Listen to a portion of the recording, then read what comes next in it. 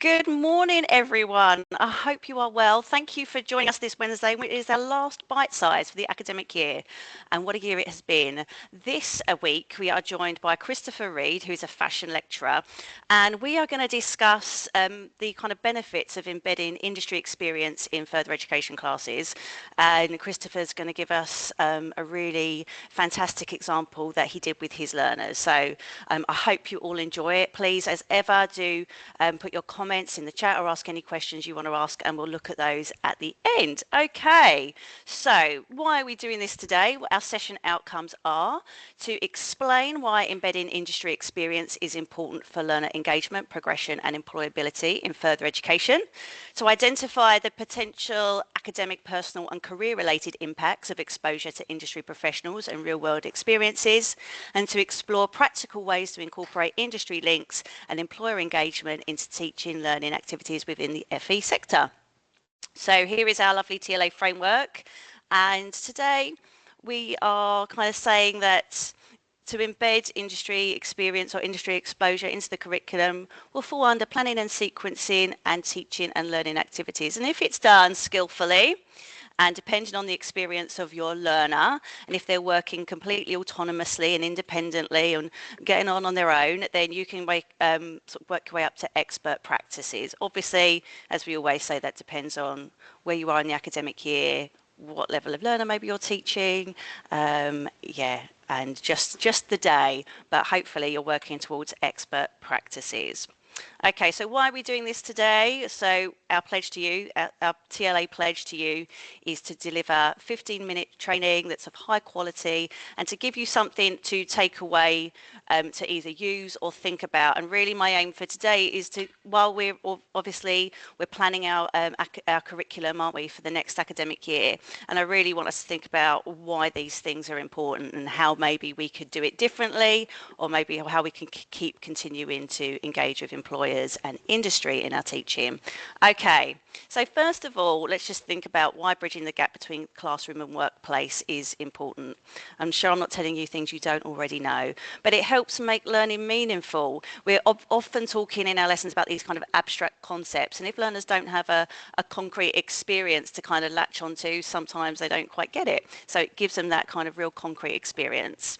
It helps, as I'm sure you can imagine, raise motivation and engagement, and also obviously develops employability skills, so helping learners develop those transferable skills, teamwork, organisation skills, independence, resilience. These are all super important for the workplace. You'd like to think it would build confidence and aspiration. Sometimes learners come in with quite a narrow view about what they want to do and where they see themselves in their chosen industry, and it helps just really open them up to different possibilities, different job roles perhaps. Keeps your curriculum nice and current, so you're showing them exactly what's happening in industry currently.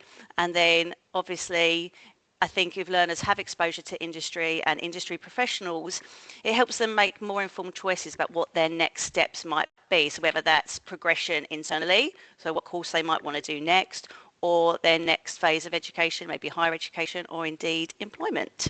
So that's why it's a good idea. Again, things I'm sure that you know.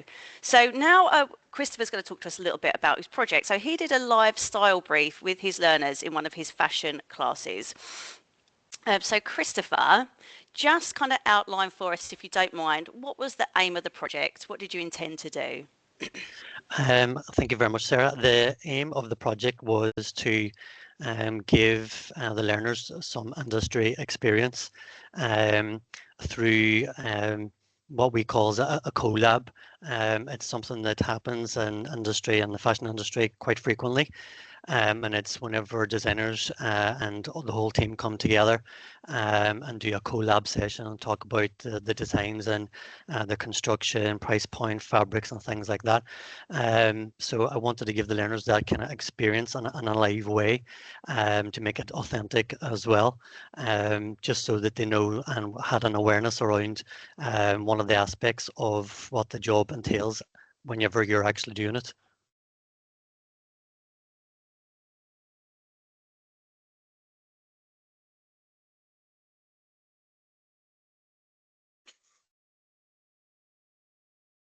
The setup was an hour session, and in industry it's roughly about an hour as well, which is useful.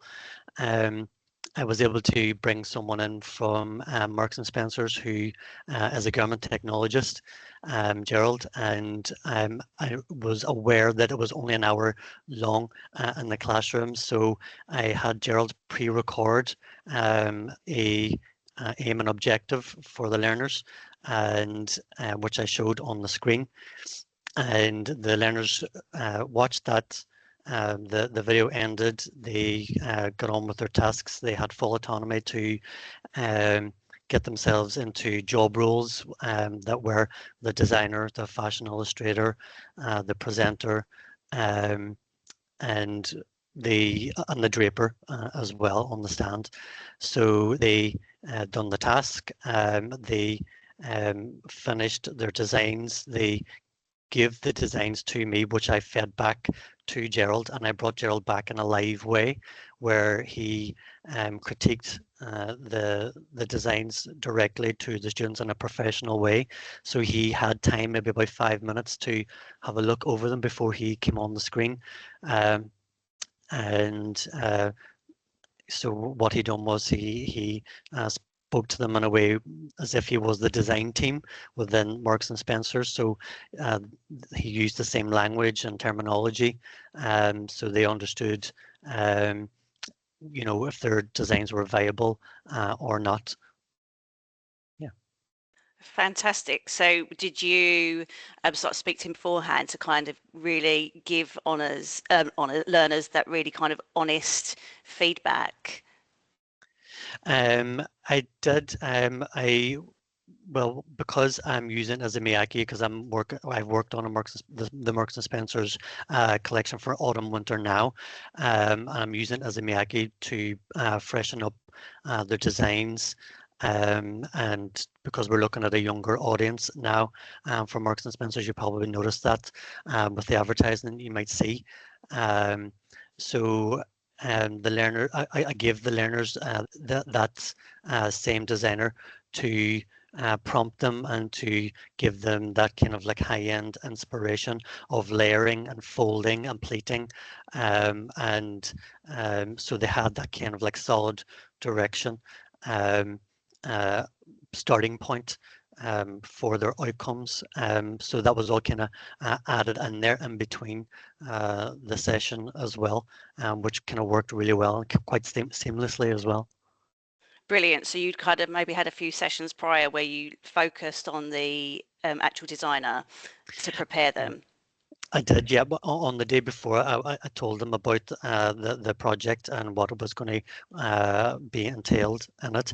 But before the actual lesson started, I done like a bite-sized lesson as well, using folding paper and pleating paper, and just to kind of get them excited and into the frame of mind of what Azimiyaki is all about and what the project was about, so they understood. But with that 5-10 minutes bite-size lesson, um, that it was about pleating, it was about folding, and it was about translating a high-end designer into a more commercially viable design for the shop floor in the high street. Amazing. Thank you for that clarification. Okay, so that sounds super exciting to me, Christopher.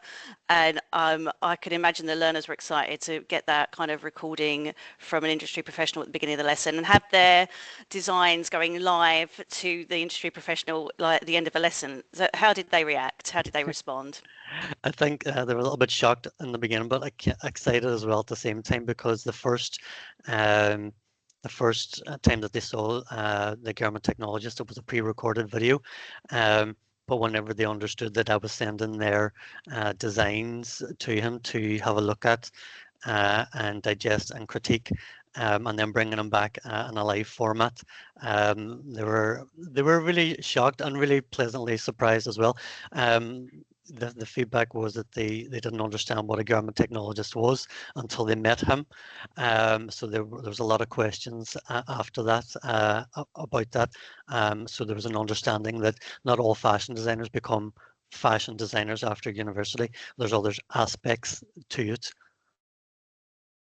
Yes, definitely agree with you. Yeah, like I say, I remember when I was teaching teenagers, they'd come in to be actors or dancers, but then actually they'd learn to love choreography or Yeah. directing or even like production art stuff. So yeah, it's just good to broaden those horizons, isn't it? Thank you so much. So obviously, of course, we've really focused here on fashion, but these embedding these kind of projects in lessons have impacts on every single learner, both academic, personal, social, and career related.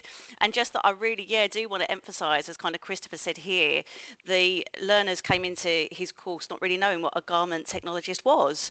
And that's now opened up a new avenue for them that they could potentially explore. And it is really about just giving them, opening up their view of what the industry is, because they might have quite a narrow view or very little experience, just maybe an enthusiasm for it. And you're just igniting those kind of areas of interest for them, aren't you, Christopher? I guess. Mm. Yeah, Um, absolutely.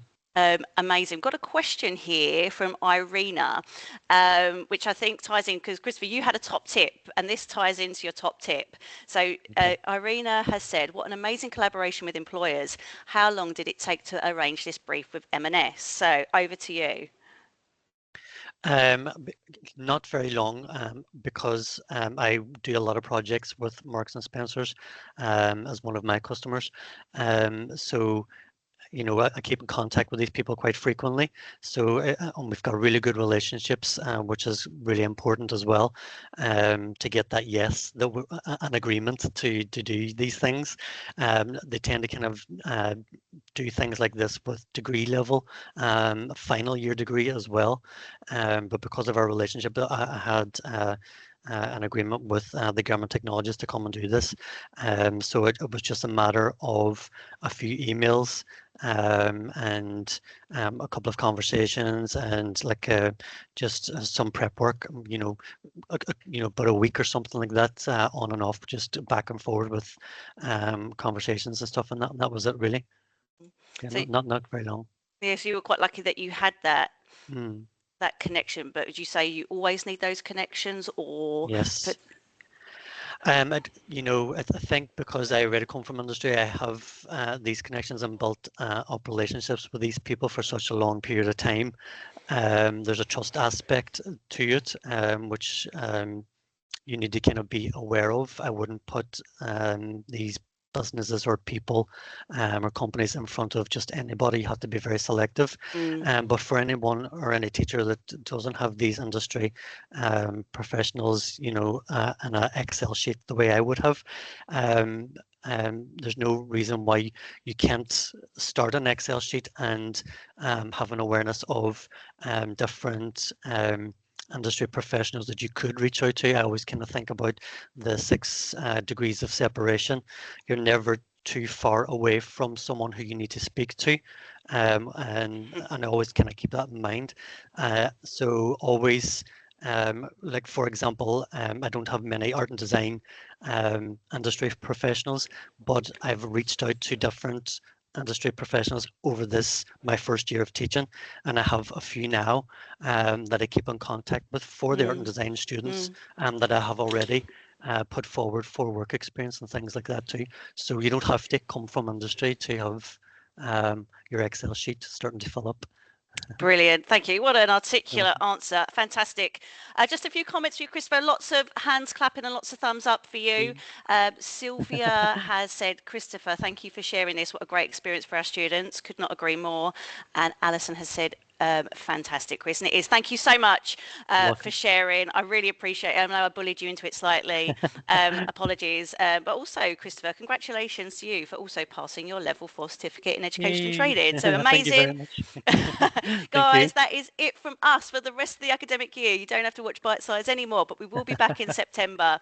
I just want to say a massive thank you to everyone who's presented this year, who I've pestered into contributing, for people that have just watched and supported, for anyone that has commented. We really do appreciate it. Thank you for your support. If you need us in any capacity, please do reach out to the learning team. Here we are, soon to expand because those advanced practitioner roles have now gone live. If anyone is interested, please do apply. And if you want any more information on that, please do come up to T22 and see us, and have a wonderful rest of your day. And I will see you on SLD next week. Take care, guys. Bye. Bye.